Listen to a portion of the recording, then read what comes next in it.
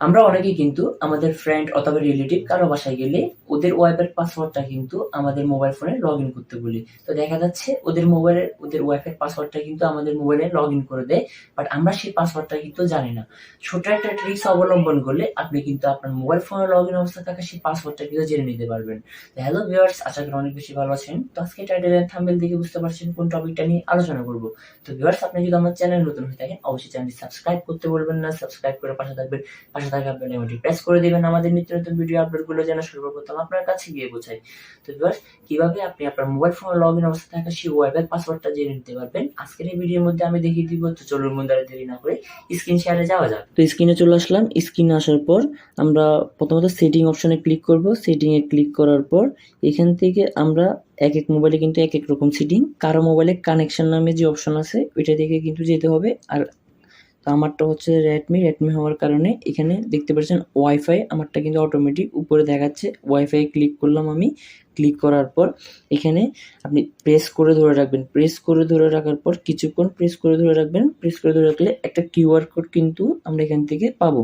তো আমরা কিন্তু এটা স্ক্রিনশট নিয়ে নিব। এই কিউআর কোডটা এখান থেকে আপনি স্ক্রিনশট নিয়ে নেবেন।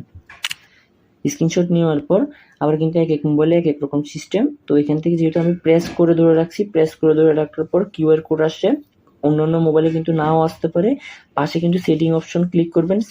সেটিং অপশন থাকবে, সেটিং অপশনে ক্লিক করবেন। ক্লিক করার পর এখানে নিচে কিন্তু কিউআর কোড দেখাবে, ওইখান থেকে আপনি স্ক্রিনশট নিয়ে নেবেন।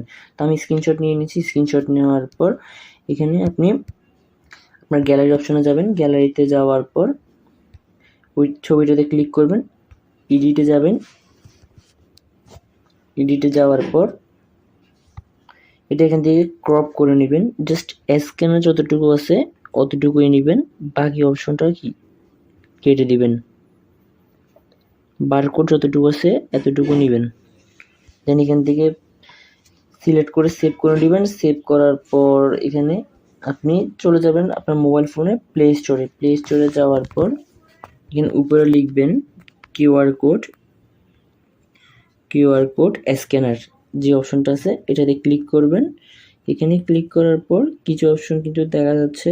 আপনি এখান থেকে কিউআর কোড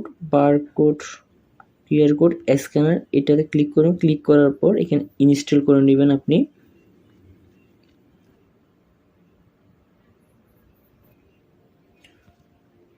স্ক্যান করে নেওয়ার পর এখানে ওপেন অপশন যে অপশনটা আছে এটাতে ক্লিক করবেন। ক্লিক করার পর এখানে আপনার পারমিশন চাবে, পারমিশনগুলো আপনি দিয়ে দিবেন এখান থেকে।